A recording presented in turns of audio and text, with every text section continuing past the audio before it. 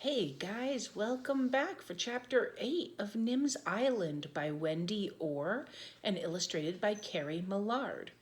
Now it's published by Random House, who let me read it.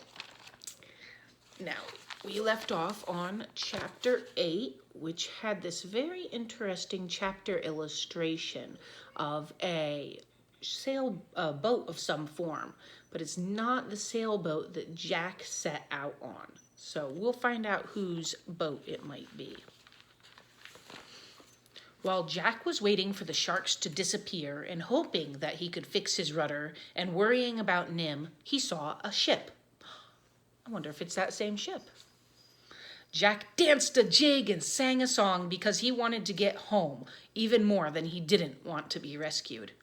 His song didn't rhyme and it didn't have a tune, but it went, "I'll be home soon, I'll see Nim tomorrow, the plankton can wait, and everything will be all right." The ship came closer. It was a cruise ship, a pink and purple cruise ship. It was the Tropo tourists. Jack stopped dancing and stopped singing. His face was pale and his stomach was sick, but Nim had been alone too long, and he knew what he had to do. In the cabin, he found the flags he'd never used, one with blue and white checks and the other striped. When he put them up together, they said, "SOS, come and rescue me," to any sailor who saw them. Then he waited. The longer he waited, the more he didn't want the Tropos tourists to see the island. He didn't want to talk to them, and he didn't want them oohing and awing and taking pictures of his home. But the longer he waited, the more he didn't want Nim to be alone. The sad flags fluttered from the mast, and he went on waiting. But the Tropo tourists sailed out of sight. They didn't see him. Early next afternoon, when Nim was sitting in a palm tree to watch for Jack, the ship came to the island. Just a speck in the distance, so Nim cheered and thought how she could run to the farthest point of Keyhole Cove and blow her shell whistle and shout, "Jack needs help! Look for a boat with a broken rudder!" Then she saw the colors through the spyglass, and she knew that she could never, ever call to this ship. Because no matter how much she wanted Jack to be home now, what she wanted even more was for him to be happy, and he'd never be happy if the Tropo tourists came to the island. And even though they didn't know it was Jack's island, if they passed the blue waters of Keyhole Cove or the peaceful sands of Turtle Beach, they'd know it was the most beautiful island in the world. They'd come back with curious tourists and fill up the island with holidays and noise. "Oh, no, they won't," said Nim. She raced to the hut and turned on the laptop. To AKA from Jack Rousseau. Date Tuesday, April 6th. "Dear Alex Rover, I hope it's okay to write so early, but could you please tell me right away what your hero would do if the bad guys were coming to his island and he wanted them to go away and not notice it? From Nim." To Jack Rousseau from AKA. Date Tuesday, April 6th. "Dear Nim, it's okay to write anytime, and it doesn't even have to be about coconuts, unless your parents have another rule. When the beautiful lady hero was escaping from bad guys in Sands at sunset, she disguised herself in old clothes and grease until she looked so ugly they didn't recognize her. But a whole island is trickier. Somehow the hero would have to make the rocks seem more dangerous, the reef more terrifying, the pale sands bleak and lonely, make the whole island look like a creepy, scary place. This sounds like an exciting game. Your friend, Alex."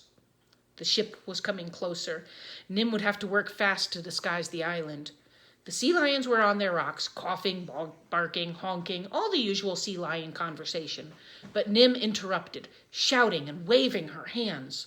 Selkie swam after her, barking reproachfully. The ship came closer still. It was slowing down. It had seen the island. "Bad boat!" Nim screamed. Selkie looked confused. The other sea lions stared.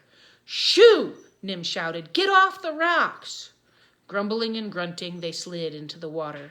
Nim dived in after them, but Selkie blocked her before she'd gone 3 strokes. I'll go back, Nim pleaded, if you stop the boat. So when Nim was safely on the shore, Selkie headed the other sea lions out to the reef.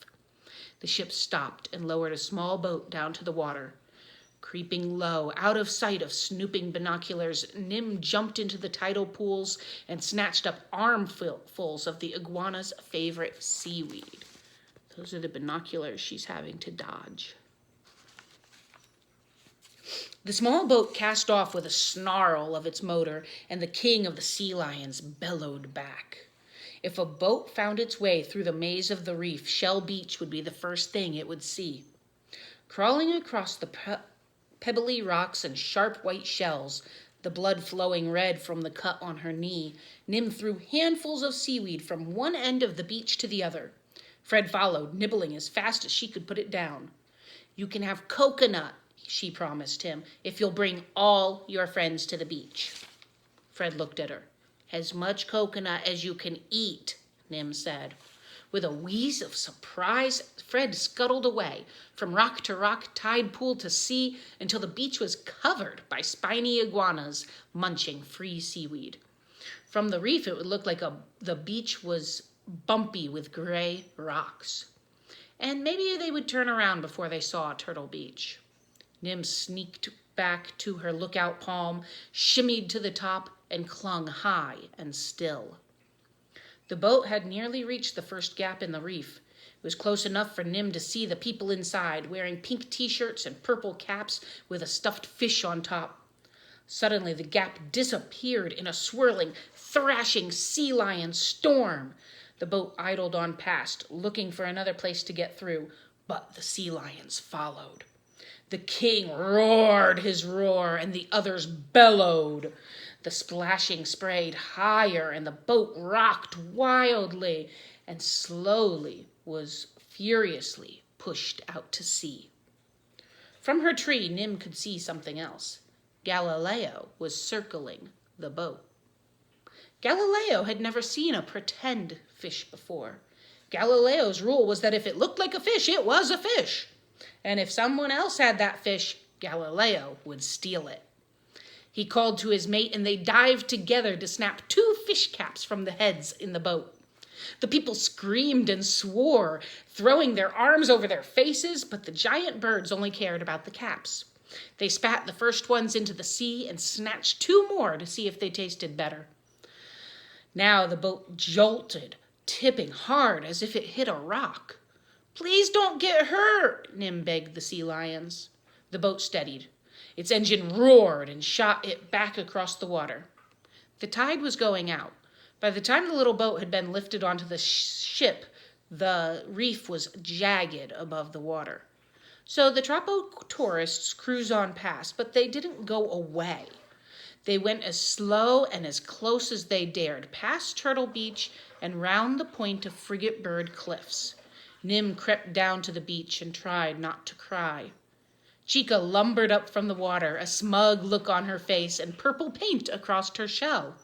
Nim remembered the jolt.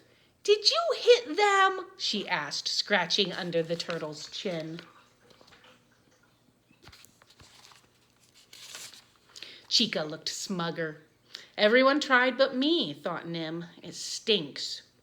Turtle Beach stank too. Stank worse than a bad day at the Hissing Stones. Yuck, said Nim.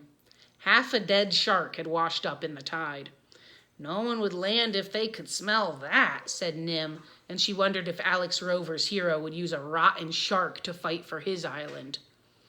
She sprinted to the hut and grabbed her wagon, dumped in the shark, slimy and rotting. It was a long, puffing haul to the Hissing Stones, but Nim would have pulled it to the top of Fire Mountain if she had to. The steam was drifting out to sea. It wasn't an extra stinky day, but I'll fix that, said Nim. She dragged the shark out of the wagon and across the biggest vent where steam hissed out between the stones. The steam stopped coming out, and the shark didn't smell any worse than it had before. What else stinks? Nim wondered. Sometimes seaweed washed up on the black rocks. If it didn't dry out and it didn't wash away, after a while it began to rot. Nim scrambled up and collected shirtfuls of putrid sea muck. She poked her head around the point. The ship was cruising past the breakers where the black rocks meet the reef. There is that super gross shark. Nim clutched her seaweed and tumbled down the boulders to the hissing stones. The shark smelled so bad now that she wanted to throw up, but she dumped the seaweed onto the steaming vents and ran back to hide, out of the stench and out of sight.